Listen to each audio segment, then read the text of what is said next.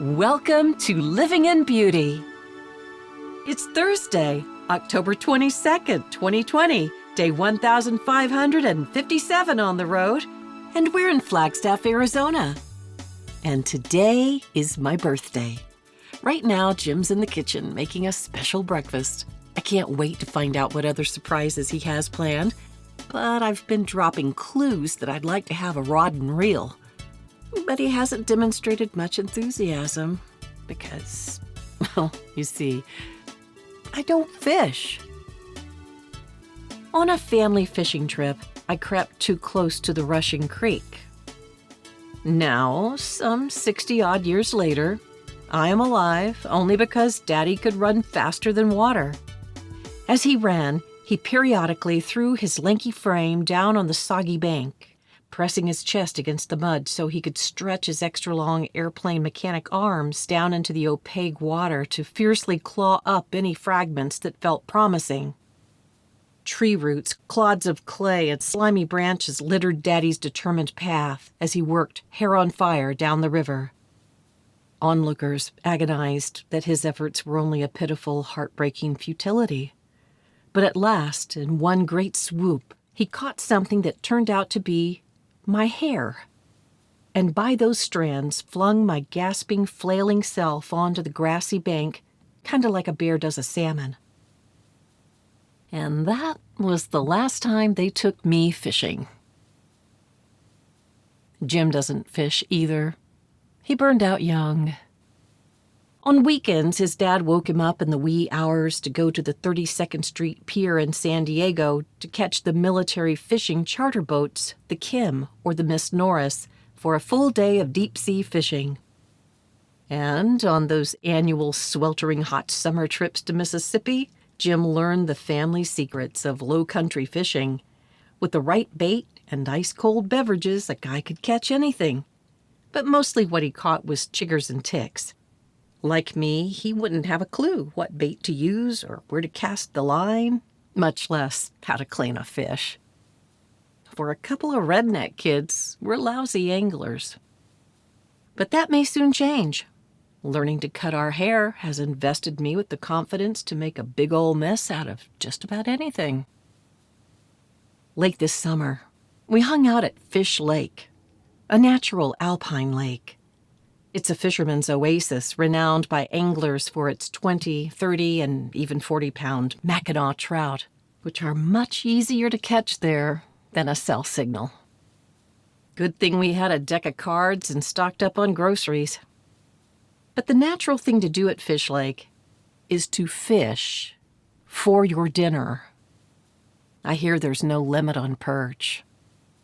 Deeper into the woods we go, where safety is not necessarily in numbers. At first, COVID made me feel edgy, like I was being swept into the unknown. But though the process of adaptation was difficult, Jim and I are now in a place where these short-term, wide-eyed realities are more manageable. As I celebrate my Beatles' birthday, I'm seeing how early life experiences prepared me for this journey. I got a primer on social distancing in Italy during a hepatitis epidemic. And maintaining civility in a public crisis was learned during the Cuban Missile Crisis in Florida. The duck and cover and highways of agony generation has a notorious slew of hang-ups, but remaining calm in a national emergency should be one of our best things. The ordeal can be harsh, but good endings are worth waiting for. Someday this will all be over, and we will be able to make trips to Canada again and bask in the luxury parks between spells of wilderness dry camping. Since January, level places to park the rig and partial hookups is fabulous, and any water source within bucket distance is gold. We're avoiding tightly packed RV parks where most people with our list of heart conditions avoid the pools, spas, showers, toilets, almost everything they offer. These days, the pad and hookups just aren't worth the resort price tag. Ah, well, it's the hand we've been dealt. COVID kinda tipped living in beauty over into what some would call living rough. And believe us, it's not for everyone. Dry camping for months on end was never our intention, but 100 bottles of reserve wine, which we acquired on a recent wine country tour, has proven to be a real game changer. After wading through all the murk of coronavirus, one thing is crystal clear. We are content wherever we are, as long as we're in a safe place together.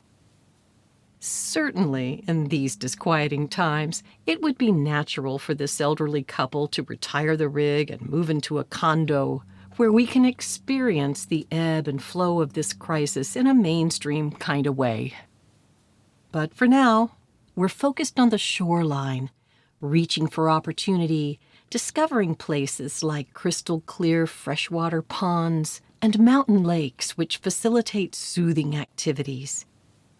Cycling, swimming, hiking, kayaking, and wildlife viewing is still safe and available in thousands of publicly funded environments where social distancing is the whole point and always has been.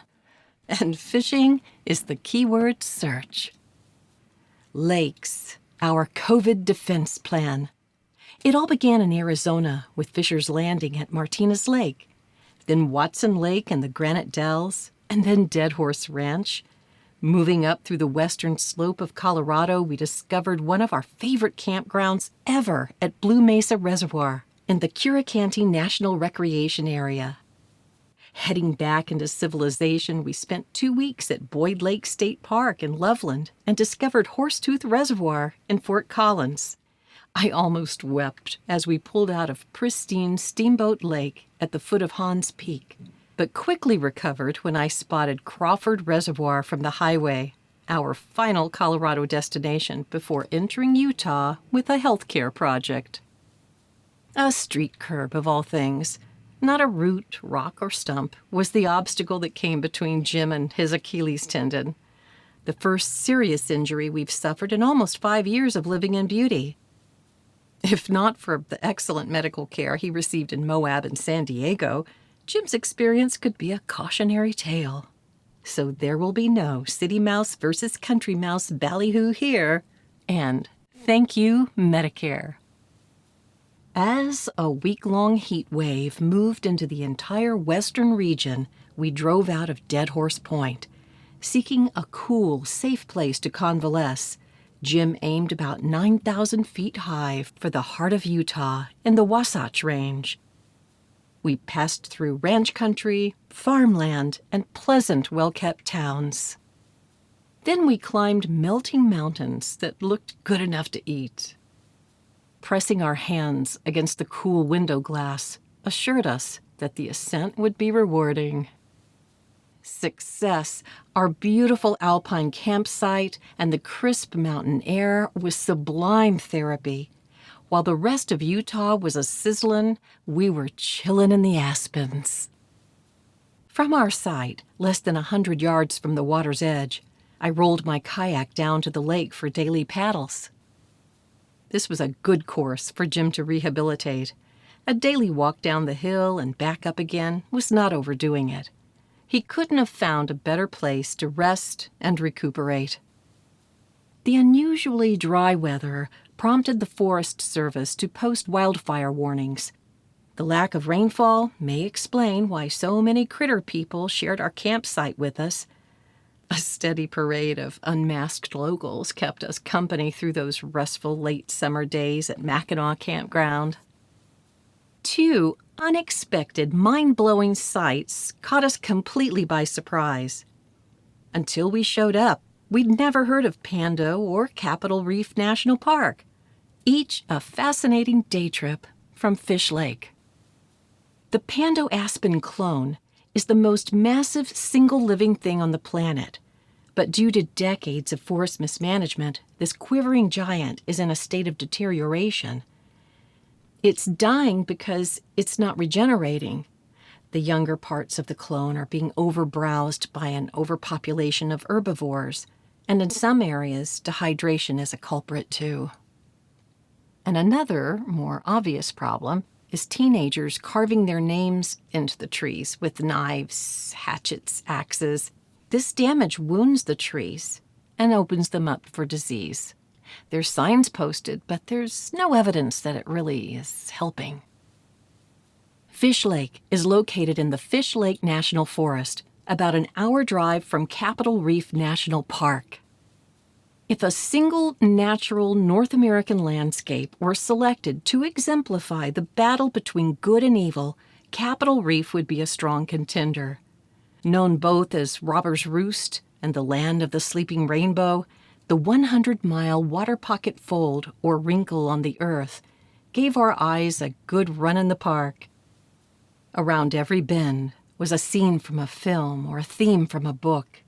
The dramatic extrusions and psychedelic strata and wind erosions, which at first glance look like Babylonian relief carvings, really messed with our minds, arousing mystical thoughts and that creepy sensation of being the subject of display before a phantom audience. We drove the beast along the scenic drive at 20 miles per hour, listening to Baroque music as we toured this ideal location for a sci-fi film about a secret base of operations where a team of intergalactic peacekeepers fight an evil regime. Has that ever been done? And we munched through a year-old sleeve of roasted peanuts I found in the glove compartment and rehashed all of the "why are we here?" questions. But we didn't come up with anything new, and all those peanuts just made us thirsty, and all that thinking just made us hungry. After exiting the park, Jim pulled off and yelped with his usual expert confidence and announced that dinner would be a special surprise. But as we passed burger joint after pizza joint after burger joint, I lost confidence and suspected he'd accidentally yelped Capitol Hill, Washington. But holy mother of Capitol Reef, what a rewarding dinner to follow that long, hot, dusty drive through the middle of nowhere. Full to the gills, we journeyed home, arriving before sunset, as evidence of deer fatality seemed common along that winding highway. Our last night on Fish Lake went as expected. The sun crested over the mountain with a splash of tangerine sky, and shortly thereafter a shoal of stars emerged from the depths as the mouth-watering fragrance of fresh fish braising in butter and garlic over hot coals ghosted aimlessly through the trees. And as usual, I opened the discussion about our lack of a rod and reel and how I'd like to start fishing. I tempted Jim with recipes: steamed perch on rice, grilled trout and kale, jerk-spiced salmon wrapped in banana leaves. It's time to stop making excuses, I said. We should take advantage of those free and discounted fishing licenses that many states offer to seniors. But Jim countered that it might be a big hassle, since we pass through dozens of states a year. Well, maybe our Living in Beauty family can inspire us and share ideas about what equipment we need, how to store it, how to plan seasonal fishing trips, and secure permission and licenses. Wouldn't that be awesome? Sure, Jim said. But till then, there's always chicken. Thank you for joining us at Living in Beauty. If you like this post and want to be notified when a new one is released, please enter your email address and click the follow button at the bottom of the page. For more info, check out our travel maps and facts. Okay, that's it for now. Safe and happy travels, and see you next time.